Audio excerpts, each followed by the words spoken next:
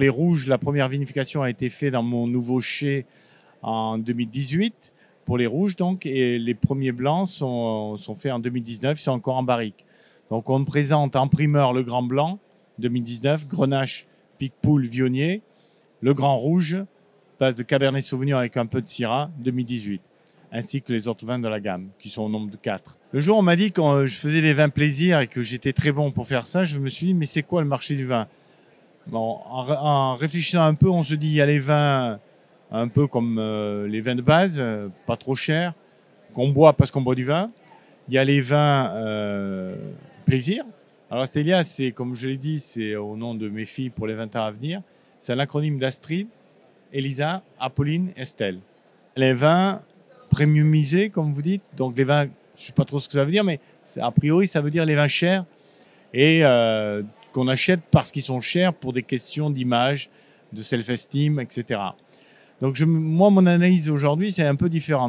On doit faire des vins plaisir. Si on ne se fait pas plaisir en buvant du vin, je pense qu'il vaut mieux pas en boire. Hein. Donc on se fait plaisir en buvant du vin, mais on peut aussi rêver. Alors j'aimerais, avec mes vins Astélia, j'apporte ces histoires, cette part de rêve qui fait voyager le consommateur et qui fait aimer les vins qui offrent de vraies émotions. Alors le Languedoc, il a tout pour réussir.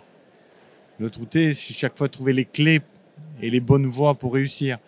Je pense qu'on a bien réussi dans les vins plaisir. Et je pense que c'est le moment de réussir dans les vins qui font rêver. On voit l'évolution des vins blancs. Ben, moi, j'ai toujours produit autant de vins blancs que de vins rouges. Les rosés étaient petits, je m'étais trompé, je ne croyais pas que ça se développerait autant. Ça s'est développé. Le rosé obéit à des codes qui, pour moi, ne sont ni ceux du blanc ni ceux du rouge. En revanche, le blanc prend de plus en plus de place dans les marchés traditionnellement consommateurs de vin. Et il perd un peu de place au profit des vins rouges dans les pays traditionnellement non consommateurs de vin. Donc je pense que c'est des évolutions naturelles où j'imagine un jour un marché modèle qui serait de 20-25% en rosé, 35% en blanc et le reste en rouge. Le blanc, je pense qu'il a sa place, il a davantage sa place, surtout en France où il était inexistant, où on voit par exemple, nous, dans la catégorie vin plaisir, notre première vente, c'est le Viognier, devant des vins rouges.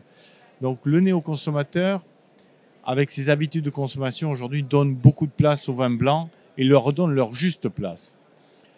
La raison d'Astélia Grand Blanc, c'est que lier l'art, mon histoire, mon amour de l'art et de tout ce qui est travaux artisanaux, m'a conduit à approcher Dom et faire ces bouteilles d'exception peintes par Christophe Eman.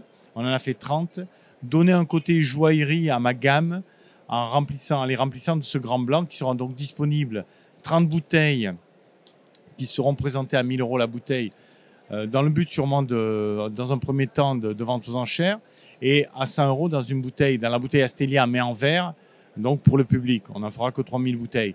Donc je pense qu'il y a la place pour un très très grand blanc et qui va en surprendre beaucoup parce qu'il sera à cette base de Grenache blanc que j'aime beaucoup, de Picpoul et de Viognier, dont je suis un fan aussi.